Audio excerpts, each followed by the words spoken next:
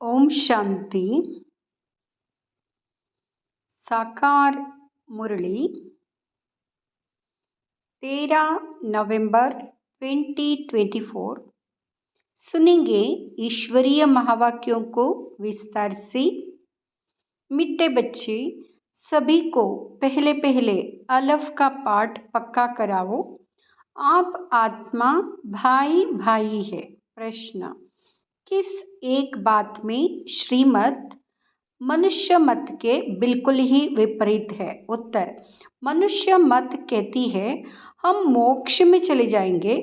श्रीमत कहती है यह ड्रामा अनादि अविनाशी है, मोक्ष किसी को मिल नहीं सकता। भल कोई कहे यह पाठ बजाना हमको पसंद नहीं, परंतु इसमें कुछ भी कर नहीं सकते। पाठ बजाने आना ही है। श्रीमत ही तुम्हें श्रेष्ठ बनाती है। मनुष्य मत तो अनेक प्रकार की है। ओम शांति। अभी यह तो बच्चे जानते हैं कि हम बाबा के सामने बैठे हैं। बाप भी जानते हैं बच्चे हमारे सामने बैठे हैं। यह भी तुम बच्चे जानते हो बाप हमें शिक्षा देते हैं जो फिर औरों को देनी है। पहले पहले तो बाप का ही परिचय देना है, क्योंकि सभी बाप को और बाप की शिक्षा को भूले हुए हैं। अभी जो बाप पढ़ाते हैं यह पढ़ाई फिर 5000 वर्ष बाद मिलेगी। यह ज्ञान और कोई को है नहीं। मुख्य हुआ बाप का परिचय, फिर यह सब समझाना है। हम सब भाई भाई है। सारी दुनिया की जो सभी आत्माएं हैं सब आपस में भाई भाई है। सभी अपना मिला हुआ पाठ इस शरीर द्वारा बजाते हैं।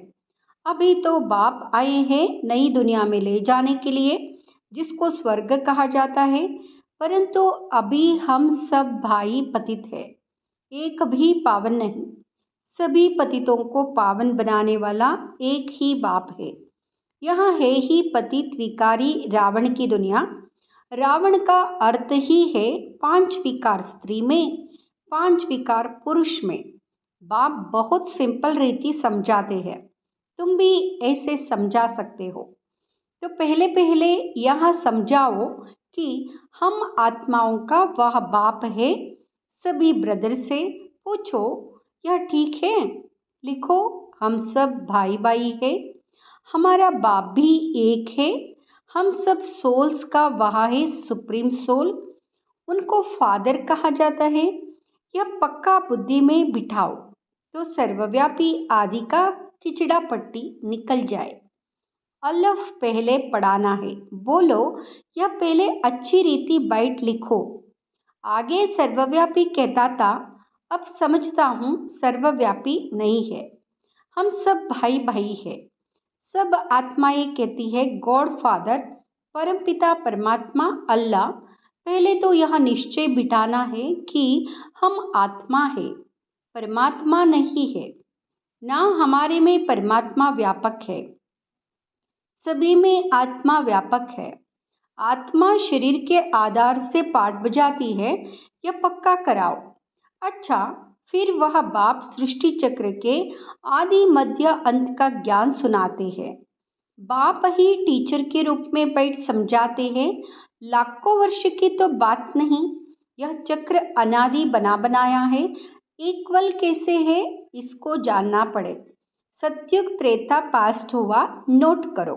उनको कहा जाता है स्वर्ग और सेमी स्वर्ग। वहाँ देवी देवताओं का राज्य चलता है। सत्युग में है 16 कला, त्रेता में है 14 कला। सत्युग का प्रभाव बहुत भारी है। नाम ही है स्वर्ग, हेवन। नई दुनिया सत्युग को कहा जाता है, उसकी ही महिमा करनी है। नई दुनिया में है ही एक आदि सनातन देवी देवता धर्म। चित्र भी तुम्हारे पास है निश्चय कराने के लिए। यह सृष्टि का चक्र फिरता रहता है। इस कल्प की आयु ही 5000 वर्ष है। अब सूर्यवंशी चंद्रवंशी तो बुद्धि में बैठा।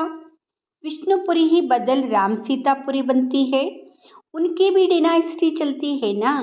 2 युग पास्ट हुए, फिर आता है द्वापर युग। रावण का राज्य, देवताएं वाम मार्ग में चले जाते हैं तो विकार का सिस्टम बन जाता है। सतयुग त्रेता में सभी निर्विकारी रहते हैं।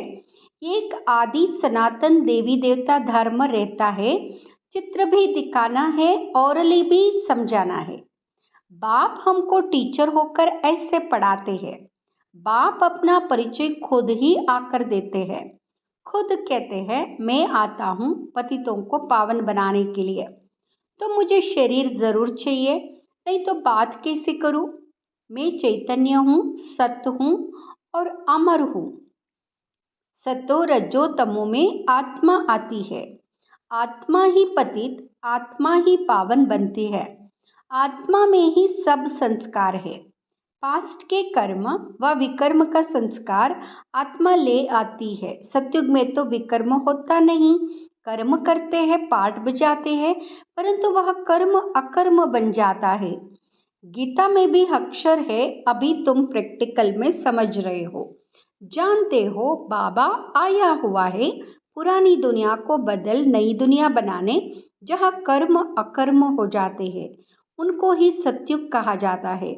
और यहाँ फिर यह कर्म विकर्म ही होते हैं जिसको कलयुग कहा जाता है। तुम अभी हो संगम पर। बाबा दोनों ही तरफ की बातें सुनाते हैं। एक एक बात अच्छी रीति समझे बाप टीचर ने क्या समझाया। अच्छा, बाकी है गुरु का कर्तव्य। उनको बुलाया ही है कि आकर हम पतितों को पावन बनाओ। आत्मा पावन बनती है, फिर शरीर भी पावन बनता है। जैसे सोना वैसे जवर भी बनता है। 24 कैरेट का सोना लेंगे और खाद नहीं डालेंगे तो जवर भी ऐसा सतोप्रधान बनेगा। अलाय डालने से फिर तमो प्रधान बन पड़ता है, क्योंकि खाद पड़ती है ना। पहले भारत 24 कैरेट पक्के सोने की चिड़िया था, अर्थात सतोप्रधान दुनिया थी और अब तमो प्रधान है। पहले प्यार सोना है, नई दुनिया पवित्र, पुरानी दुनिया अपवित्र। खाद पड़ती जाती है, यह बाप ही समझाते हैं। और कोई मनुष्य गुरु लोग नहीं जानते। बुलाते हैं आकर पावन बनाओ। सतगुरु का काम है वानप्रस्थ अवस्था में मनुष्यों को गृहस्थ से किनारा करना। तो यह सारी नॉलेज ड्रामा प्लान अनुसार बाप ही आकर देते हैं। वह है मनुष्य सृष्टि का बीज रूप, वही सारे वृक्ष की नॉलेज समझाते हैं। शिव बाबा का नाम सदैव शिव ही है। बाकी आत्माएं सब आती है पाठ बजाने, तो भिन्न भिन्न नाम धराती है।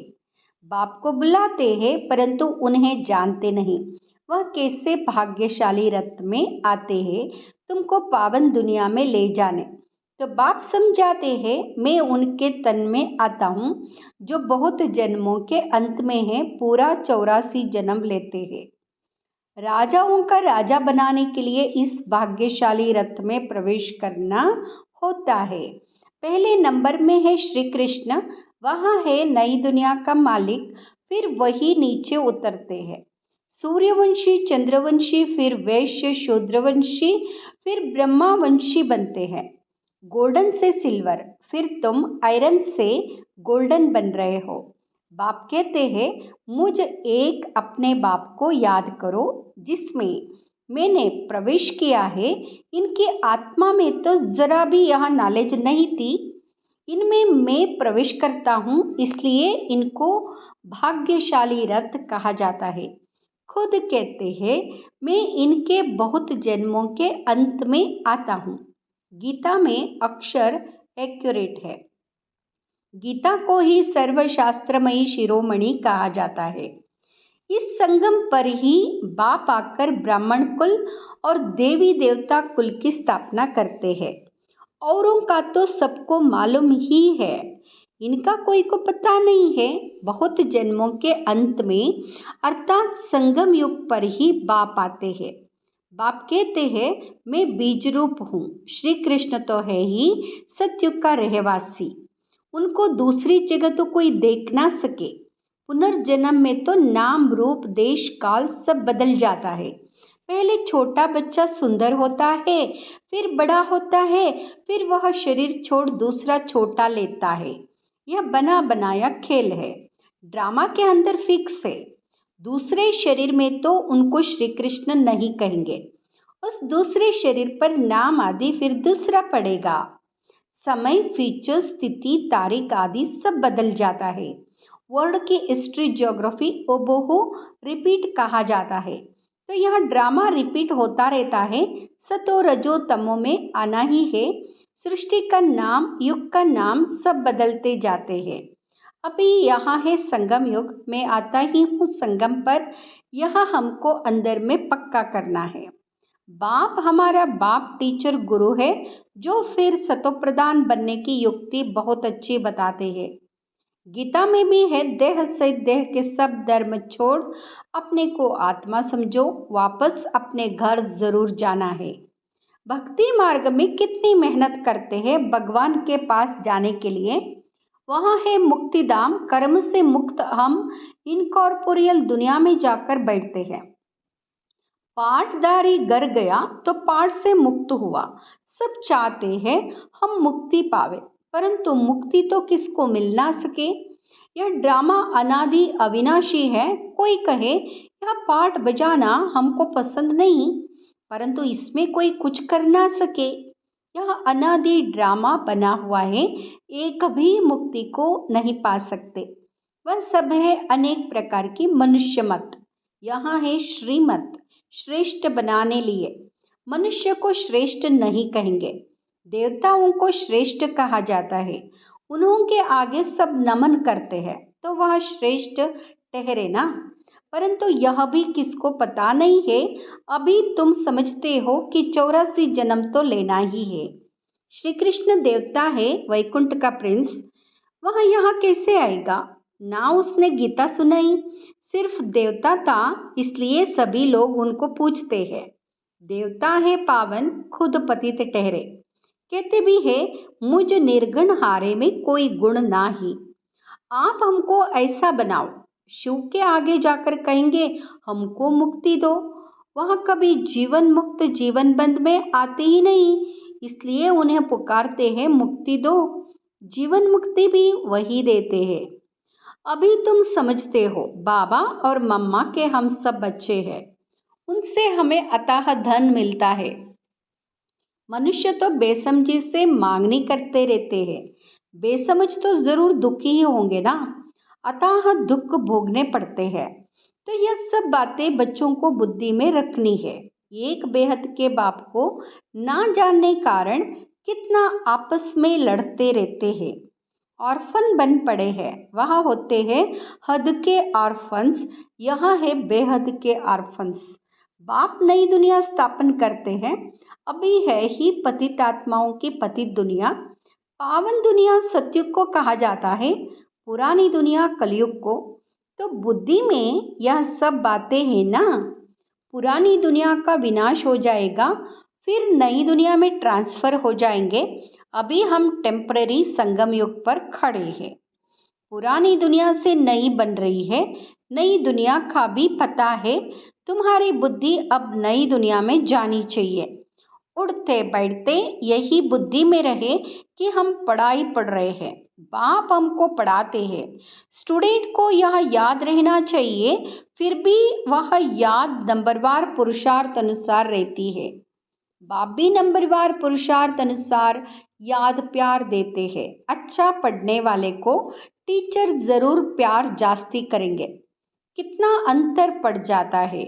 अब बाप तो समझाते रहते हैं, बच्चों को धारणा करनी है। एक बाप के सिवाय और कोई तरफ बुद्धि ना जाए। बाप को याद नहीं करेंगे तो पाप कैसे कटेंगे। माया घड़ी घड़ी तुम्हारा बुद्धियोग तोड़ देगी। माया बहुत धोखा देती है। बाबा मिसाल देते हैं, भक्ति मार्ग में हम लक्ष्मी की बहुत पूजा करते थे। चित्र में देखा लक्ष्मी पाँव दबा रही है, तो उसे मुक्त करा दिया। उनकी याद में बैठते जब बुद्धि इधर उधर जाती थी तो अपने को थप्पड़ मारते थे। बुद्धि और तरफ क्यों जाती है। आखिरी विनाश भी देखा, स्थापना भी देखी, साक्षात्कार की आश पूरी हुई। समझा। अब यहाँ नई दुनिया आती है, हम यहाँ बनेंगे। बाकी यहाँ पुरानी दुनिया तो विनाश हो जाएगी, पक्का निश्चय हो गया, अपनी राजधानी का भी साक्षात्कार हुआ, तो बाकी इस रावण के राज्य को क्या करेंगे, जबकि स्वर्ग की राजाई मिलती है। यहाँ हुई ईश्वरीय बुद्धि। ईश्वर ने प्रवेश कर यह बुद्धि चलाई। ज्ञान कलश तो माताओं को मिलता है, तो माताओं को ही सब कुछ दे दिया। तुम कारोबार संभालो, सबको सिखलाओ। सिखलाते सिखलाते यहाँ तक आ गए। एक दो को सुनाते सुनाते देखो अब कितने हो गए हैं। आत्मा पवित्र होती जाती है, फिर आत्मा को शरीर भी पवित्र चाहिए। समझते भी है, फिर भी माया भुला देती है। समझते तो है, माया भुला देती है। तुम कहते हो 7 रोज पढ़ो, तो कहते कल आएंगे। दूसरे दिन माया खलास कर देती है, आते ही नहीं। भगवान पढ़ाते हैं तो भगवान से नहीं आकर पढ़ते हैं। कहते भी हैं हाँ जरूर आएंगे, परंतु माया उड़ा देती है, रेगुलर होने नहीं देती है। जिन्होंने कल्प पहले पुरुषार्थ किया वह जरूर करेंगे। और कोई हट्टी है नहीं। तुम पुरुषार्थ बहुत करते हो, बड़े बड़े म्यूजियम बनाते हो। जिन्होंने कल्प पहले समझा है वही समझेंगे। विनाश होना है, स्थापना भी होती जाती है। आत्मा पढ़कर फर्स्ट क्लास शरीर लेगी। एम ऑब्जेक्ट यहाँ है ना, यह याद क्यों नहीं पड़ना चाहिए। अभी हम नई दुनिया में जाते हैं अपने पुरुषार्थ अनुसार।